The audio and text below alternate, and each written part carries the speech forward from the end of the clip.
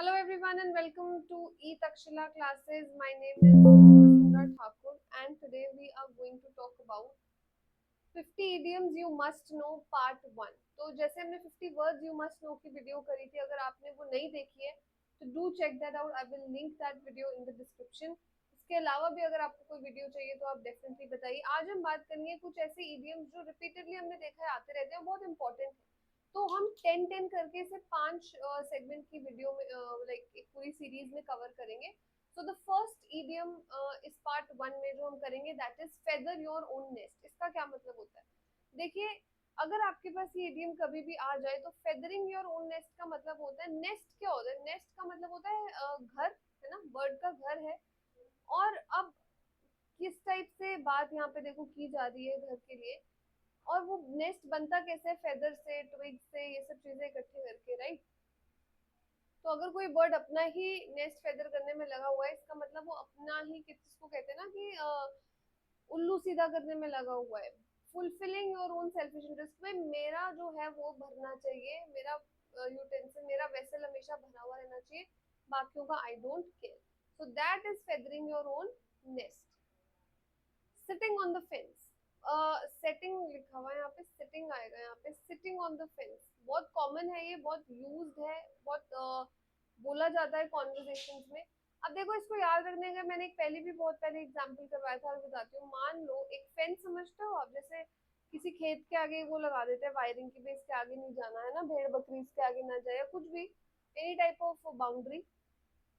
तो ज्यादातर इसका ये दिखने में ऐसी होती है फेंस,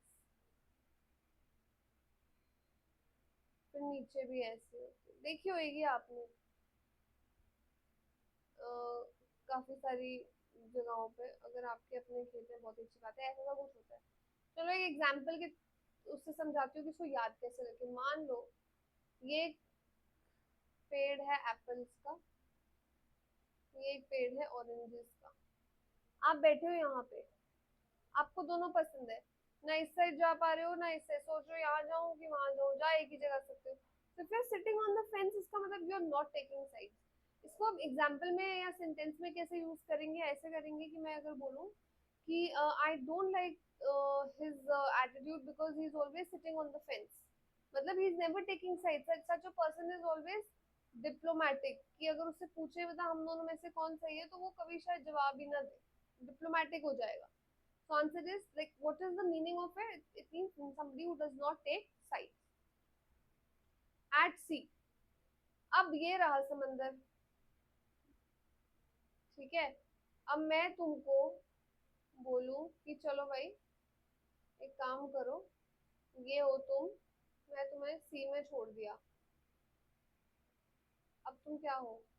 कुछ देर तो तुम बैठे रहोगे. अरे इतनी बड़े एरिया में जो आप अकेले हो, you will be lost, confused कि क्या करें क्या ना करें. सो if I say that, you know, after hearing his words I was at sea, it means I was confused, कि मैं अलग ही जोन में पहुंच गई कि अब मुझे क्या करना चाहिए, राइट. सो एट सी मतलब कंफ्यूज. बहुत इंपॉर्टेंट इडियम है, बहुत जरूरी, बहुत बारी आया हुआ है पेपर में. गिफ्ट ऑफ गैप सबसे ज्यादा most use, I would say, EDM gift of gap होता है. देखिए, जिस इंसान को बोलने का कैलिबर हो, आर्ट ऑफ ओरेशन का मतलब गुड स्पीकिंग स्किल्स, जिसे मतलब बोलने की बहुत अच्छी वो दी हुई हो,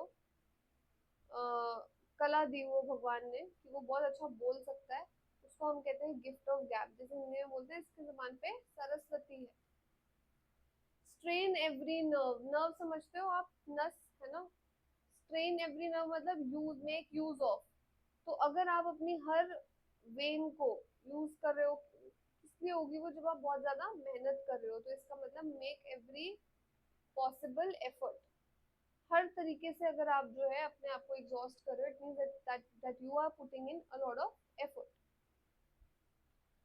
बाइट द बुलेट, अगर मैं बोलूं कि यार, you know, he bit the bullet and accepted the consequence. Biting the bullet का मतलब होता है कोई अनप्लेजेंट चीज को या डिफिकल्ट चीज को हाँ करके सह लेना. अब कहाँ से आया इडियम, इसकी एक स्टोरी आपको बताती हूँ. तो पहले के टाइम में वॉर्स जब होते थे ना, एनेस्थीसिया वगैरह नहीं दिया जाता था, कि मतलब इंसान जो है वो उसको बेहोश कर दिया, उसको ऑपरेशन कर दिया, उसकी अगर टांग काटनी है तो वो काट दी और इंसान बच जाएगा। ऐसा नहीं होता था, देयर वाज नो एनेस्थीसिया। और वो टाइम पे उसको जुगाड़ करना भी बहुत डिफिकल्ट था। इवन इफ अगर ऐसा कुछ था तो it was difficult to like cap like get those things around. So लोगों ने क्या किया, या वो क्या करते थे, जैसे मान लो किसी सोल्जर को लग गई है तो वो क्या करते थे, रियल का जो बुलेट होता है ना वो चबवाते थे। तो जब वो उसको चबाते थे तो उनका जितना भी, जब उनका ऑपरेशन हो रहा है, उनको दर्द हो रही है, तो उसका वो सारा फ्रस्ट्रेशन जो है वो उस बुलेट पे निकलता था, या फिर जैसे उसका वो सारा ऐसे वेंट आउट आता था। So it means to accept something unpleasant and difficult, यहाँ से बाइट द बुलेट जो है वो आता है। बी इन सूप अगर आ जाए, be in jam, be in hot water. जैसे I was in a soup, I was in a jam, I was in hot water, मतलब कि तुम किसी तकलीफ में हो, you are in a trouble और you are in a difficulty. अगर तुम इस तरीके का इडियम यूज कर रहे हो, तुम्हें कोई कह रहा है कि I was in the soup, I was in jam, I was in hot water, इसका मतलब तुम किसी गंभीर समस्या या परेशानी में हो। अ वाइट एलिफेंट, अब वाइट है, देखो एलिफेंट्स कितने सुंदर होते हैं दिखने में, है ना। वाइट एलिफेंट तो और भी ज्यादा सुंदर होगा। लेकिन वाइट एलिफेंट का मतलब क्या होता है?